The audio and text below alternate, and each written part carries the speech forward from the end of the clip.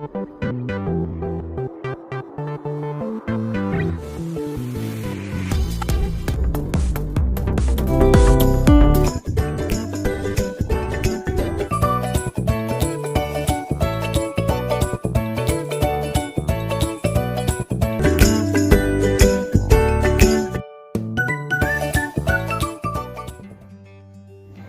Viewers, welcome back to my channel Shimla mum's kitchen and blog. চলে আসলাম নতুন আরও একটা রেসিপি নিয়ে। আর আজকের রেসিপির নাম হলো টমেটো দিয়ে বাটা মাছের ঝাল ঝোল। টমেটো দিয়ে বাটা মাছের ঝাল ঝোলের রেসিপিটা আমি আপনাদের সাথে শেয়ার করলাম। এটা কিন্তু প্রায়শই বাঙালিরা ঘরের মধ্যে রান্না করে থাকেন। আমি কিভাবে বানিয়ে নিয়েছি সেটা আমি আজ আপনাদের সাথে শেয়ার করলাম। আর যারা যেখান থেকে আমার আজকের রেসিপিটা দেখছেন তারা কিন্তু অবশ্যই একটা লাইক দিয়ে দিবেন আর কমেন্ট করে জানাবেন কেমন লাগলো আপনাদের কাছে আমার আজকের এই রেসিপি। যদি আমার রেসিপিগুলো আপনাদের কাছে ভালো লেগে থাকে অবশ্যই কিন্তু ফ্রেন্ডস ও ফ্যামিলি মেম্বারের সাথে শেয়ার করবেন। আর হ্যাঁ, অনেকে আমার ভিডিও কিন্তু দেখেন কিন্তু আপনারা লাইক দেন না, সেজন্য আমি আপনাদের কাছে রিকোয়েস্ট করছি অবশ্যই পুরো ভিডিওটা দেখে আপনারা অবশ্যই একটা লাইক দিয়ে দিবেন।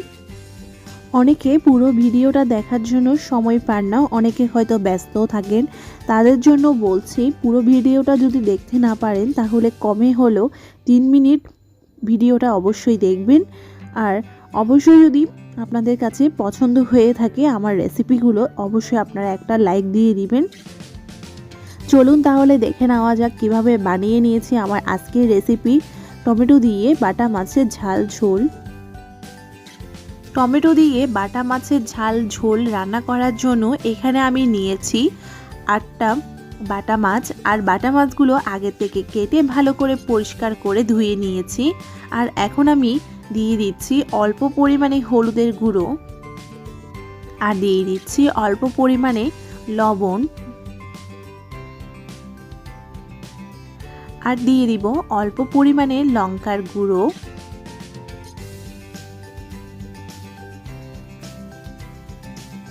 আর এখন আমি লবণ আর হলুদ দিয়ে ভালো করে মাছগুলো মেখে নিব।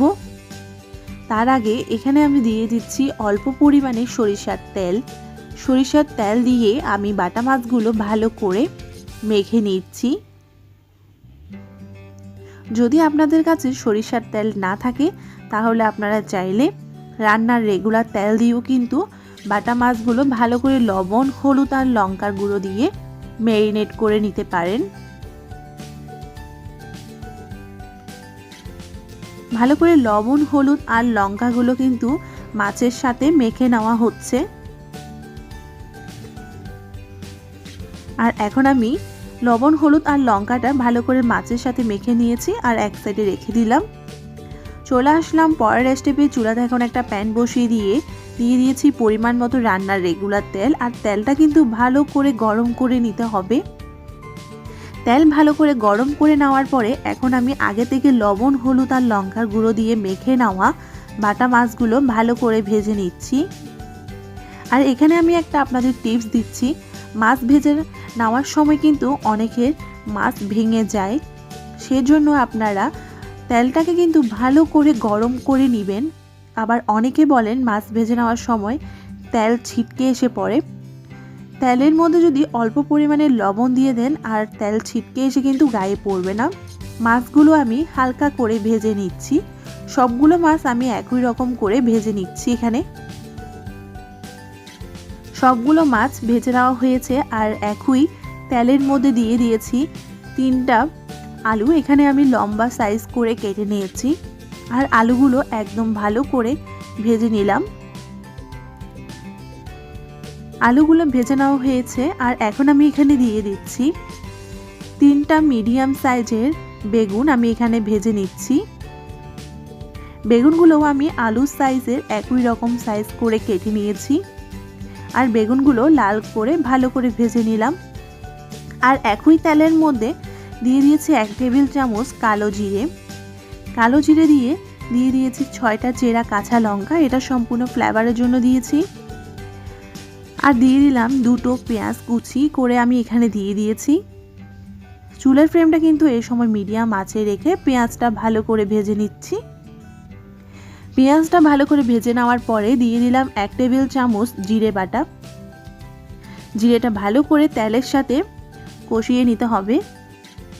জিরেটা ভালো করে 1 থেকে 2 সেকেন্ড সময় ধরে কষিয়ে নেওয়ার পরে মশলার মধ্যে দিয়ে দিলাম 1 টেবিল চামচ হলুদের গুঁড়ো, দিয়ে দিয়েছি 1 টেবিল চামচ ধনের গুঁড়ো, 2 টেবিল চামচ লঙ্কার গুঁড়ো আর দিয়ে দিলাম স্বাদ মতো লবণ। লঙ্কার গুঁড়োটা অবশ্যই আপনাদের ঝালের পরিমাণটা বুঝে দিবেন। মশলাটা ভালো করে কষিয়ে নিতে হবে আর চুলার ফ্লেমটা কিন্তু মিডিয়াম আছে রেখে মশলাটা ভালো করে কষিয়ে নিচ্ছি। আর মশলাটা ভালো করে কষিয়ে নিতে নিতে অল্প অল্প করে জল দিচ্ছি যাতে করে মশলাটা পুড়ে না যায়। আর এখন দিয়ে দিলাম আগের থেকে টুকরো করে কেটে নেওয়া টমেটোটা মশলার সাথে ভালো করে কষিয়ে নিতে হবে। মশলার সাথে টমেটোটা ভালো করে কষিয়ে নেওয়ার পরে এখন আমি এখানে দিয়ে দিচ্ছি আগে থেকে ভেজে নেওয়া আলু। আর চুলার ফ্লেমটা মিডিয়াম আছে রেখে যদি মশলাটা ভালো করে কষিয়ে নেওয়া হয় তাহলে কিন্তু রান্নাটা অনেক সুস্বাদু হয়ে থাকে। আর এখন আমি এখানে দিয়ে দিলাম আগে থেকে ভেজে নেওয়া বেগুন। সবগুলো সবজি আমি আগে থেকে ভেজে নিয়েছি। মশলাটা ভালো করে কষিয়ে নেওয়ার পরে দিয়ে দিলাম পরিমাণ মতো উষ্ণ গরম জল।